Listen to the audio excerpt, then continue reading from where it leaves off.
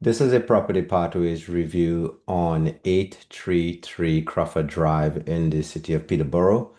While this review is not exhaustive, it will give you a good idea as to what can be done on this property. It is always advisable that you contact your local planning, zoning, and building department for anything mentioned in this recording. So let's get into some of the details here on this property. So this property is located on a major street, a main arterial road, Crawford Drive in the city of Peterborough. Let's take a closer look at street view. So I can see on street view that this is a two-story red brick home with a chimney. Seems to have a large driveway. I always like to make note of any major site features such as an electric pole. There is electrical some municipal signs located directly in front, and there is also a main tree. There's a main mature tree located right off the driveway. So it's kind of situated in the center of the property. There seems to be a chain link fence that is on the property line to your property to the adjacent left. And to the right of the property, there is another fence, a wooden fence that is dividing the property as well along the right side. If I were to zoom back into street view, you can notice that their property does go somewhat is not a true lot, meaning it doesn't, you cannot enter and exit from both Crawford Road and Stocker Road. So just something to keep in mind. There is another property, and we'll take a closer look at that. Um, let's just take one more look here just to see where the fire hydrant is located, which is extremely important. So there's more street signs. There must be a fire hydrant located close by. Don't seem to observe it. Oh, so there's one right there. So fire hydrant is located roughly around. So if we were to do a measurement here, we would see that it's located roughly 120 meters away from the property on that side. And I'll take one look along this side here as well.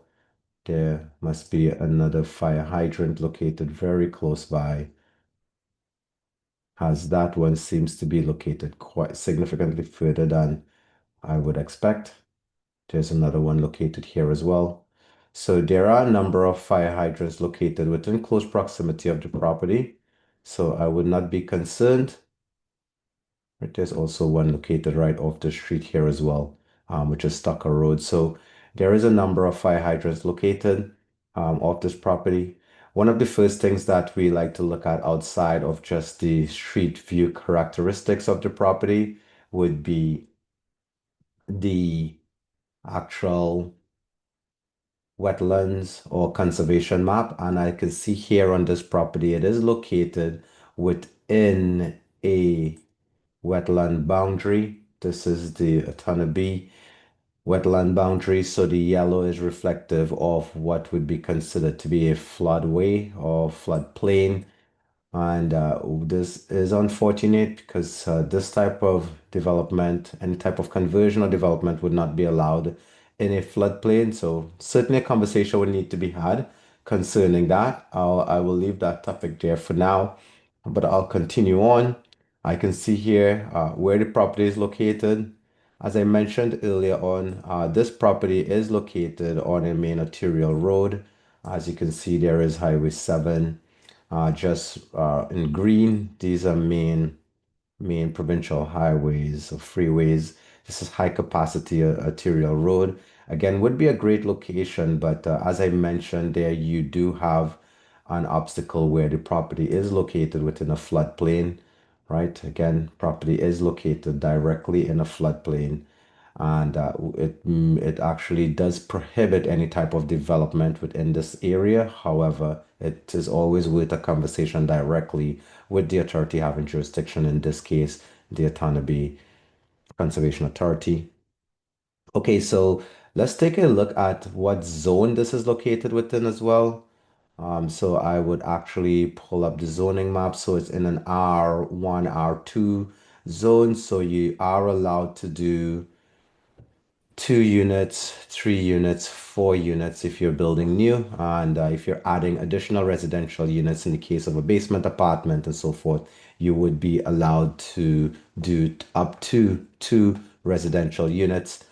Parking would be required. Parking is allowed in tandem, so you would be able to support the necessary parking, so one parking space per residential unit.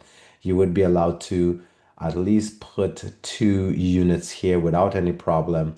With that said, you will require some additional requirements for providing parking, as this would have 2 driveways and not necessarily allowed off these main arterial roads. There needs to be on-site sort of maneuvering area for the vehicles. So this does makes it very challenging, especially because it's off a main arterial road. So some additional considerations, nothing that is onerous, but certainly needs to be considered more detailed. Let's take a look at what ward. So the ward that this property is in, I will just note that this property is located within Ward 1. So I'll just turn off a few more of these zones here. So you're in Ward 1, right? So there are 5 wards and you're in Ward 1. So always a good idea to reach out to your counselor if you're planning to do anything there. And again, just as mentioned, any type of development here would certainly need to engage the Autonomy Conservation Authority, as this is certainly within the conservation boundary, and currently it would prohibit the development of anything on this property. Again, it would prohibit the development of anything within this property, okay, as this is located within the floodplain.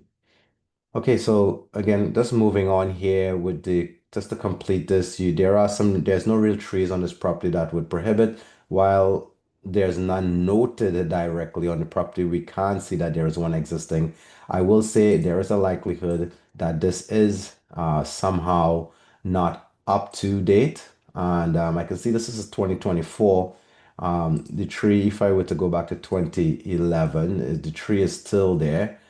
So it seems to be a mature tree that exists. It somehow does not appear on this map, which does show all the trees that the city is actually documenting and recording. So still a question left to be answered.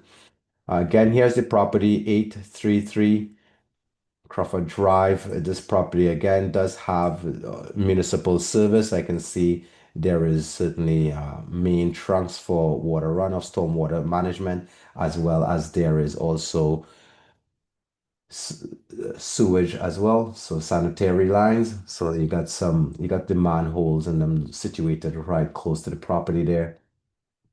I always like to take a look at the elevation. And, this elevation is slightly lower.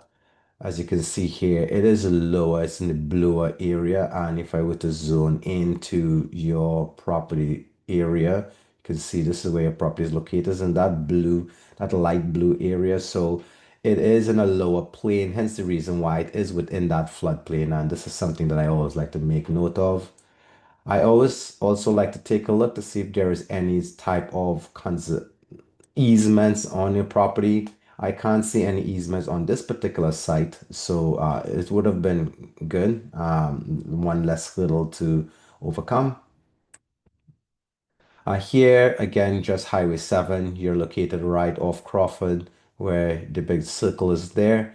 Again, you don't have direct access onto the highway from Crawford Drive or Stucker Road. So you do have that boundary. But again, if you were located closer, we would have had to take note of that. Here, you're not within any particular restrictive zone, and this is always important for us to understand where utility companies and any sort of utility corridor lie. Again, here's Crawford, and I'll just zoom back out. So right by where my cursor is, and the blue lines are reflective of where it is. There is actual utility corridors. So you're actually situated in a great location away from those, so no additional easements or requirement would have been needed. There's no major developments happening around this property either. I can see here there is a few developments happening a number of kilometers away. Nothing that's going to impact your property. I did seek out any building permits. There did not seem to be any building permits that were actually on your property. So no permits that were open on your property, which is great. And I also did take a look here at any CN or N National Pacific Rail PP. So these rails are not actually within the distance that would require notification or permission from the railways. So this is one rail that's located. So this property would be a great candidate. However, because it's located within a floodplain, it does make it extremely challenging, and further investigation would be required for us to validate this property as a good candidate. So if you do need further additional support on this, don't hesitate to reach out to me, Ronald, at inquire@propertypathways.ca, or you can reach out to Jeannie at accounts@propertypathways.ca.